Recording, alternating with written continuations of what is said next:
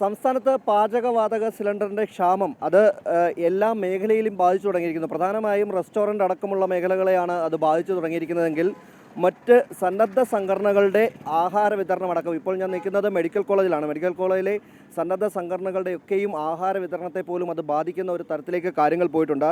അതിന് ഏറ്റവും ഉദാഹരണമാണ് ജോയ്ക്കുട്ടി സാറ് നമ്മളിപ്പം ചേരുകയാണ്. അദ്ദേഹം സ്ഥിരമായി ആഴ്ചയിൽ 2 ദിവസം മെഡിക്കൽ കോളേജിൽ ആഹാരം എത്തുന്ന രോഗികൾക്കുൾപ്പെടെ അല്ലെങ്കിൽ അവരുടെ കൂട്ടിരിപ്പുകാർക്കുൾപ്പെടെ ആഹാരം നൽകുന്ന ആളായിരുന്നു.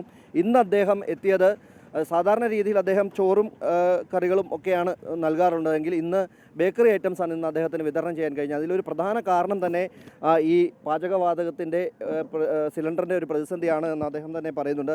സാറേ, എത്ര വർഷമായി സാർ ഈ ഇത്തരത്തിൽ വിതരണം ഇതുപോലെ ആരംഭിച്ചിട്ട്? ഒപ്പം തന്നെ ഇത്തരം ഒരു പ്രതിസന്ധി ഇതിനു മുമ്പ് വന്നിട്ടുണ്ട്. ഇന്നത്തെ പ്രതിസന്ധിയുടെ കാരണം എന്താണ്? ഞാൻ 20 വർഷമായിട്ട് ഇവിടെ മെഡിക്കൽ കോളേജിൽ ആദ്യം നമ്മൾ ചോറും കറികളും കൊടുത്തോണ്ടിരുന്നത്. പിന്നെ കോവിഡിന് ശേഷം ചപ്പാത്തിയും കറിയൊക്കെ ആക്കി. ഇങ്ങനെ ഇതുവരെ ഒരു പ്രതിസന്ധി ഉണ്ടായിട്ടില്ല ഇത്രയും വർഷക്കാലമായിട്ട്. ഇപ്പോൾ ഈ ഒരു പ്രതിസന്ധി മൊത്തത്തിൽ ജനങ്ങളെ ഒരു ആകുലപ്പെടുത്തിയിരിക്കുക. കാരണം സാധാരണക്കാരനെ സംബന്ധിച്ചിടത്തോളം ഈ ഒരു സിലിണ്ടറൊക്കെ ഉള്ളവർ അത് പെട്ടെന്ന് അത് തീർന്നു കഴിഞ്ഞിട്ട് അവർ ഈ സിറ്റിയിലൊക്കെ വിറക് കത്തിക്കാനോ അങ്ങനെ ഒന്നും പറ്റാത്തവർ, ഇവർ ഫോൺ വിളിച്ചാൽ എടുക്കുന്നില്ല, ബുക്ക് ചെയ്യാൻ സാധിക്കുന്നില്ല. ഇത് മൊത്തത്തിൽ ഇപ്പോൾ ഇവിടെ എനിക്ക് ഒരിക്കലും ഇങ്ങനെ സംഭവിക്കാത്ത ഒരു കാര്യമാണ് ഞാൻ ഇന്ന് ബേക്കറി സാധനം അല്ലെങ്കിൽ ബ്രെഡോ അങ്ങനെയുള്ളതൊക്കെ ഞാൻ കൊണ്ടുവരേണ്ടി വന്നത്. ഇത് മൊത്തത്തിൽ ഇപ്പം ഗാർഹിക സിലിണ്ടർ കൂട്ടി, വാണിജ്യ സിലിണ്ടറിൻ്റെ റേറ്റ് കൂട്ടി.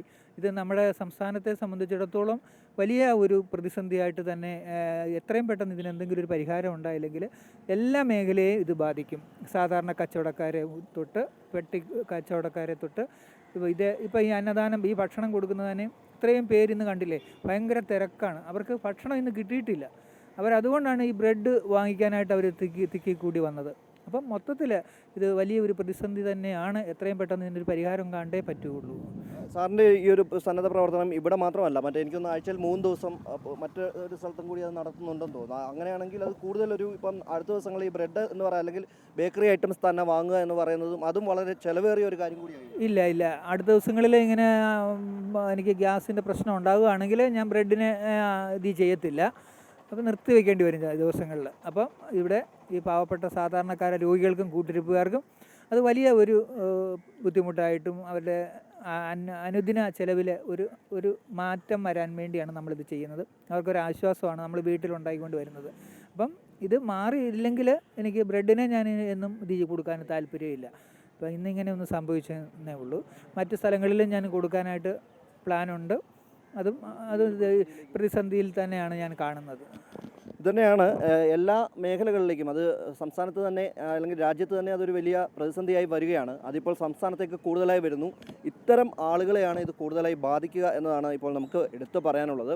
അതിന് വേണ്ട നടപടി കേന്ദ്ര സർക്കാരിൻ്റെ ഭാഗത്തു നിന്നും ഉണ്ടാകേണ്ടതുണ്ട്. സംസ്ഥാന സർക്കാർ ഇടപെട്ട അത്തരത്തിലുള്ള ഇടപെടൽ സംസ്ഥാന സർക്കാരിൻ്റെ ഭാഗത്തു നിന്നും ഉണ്ട്.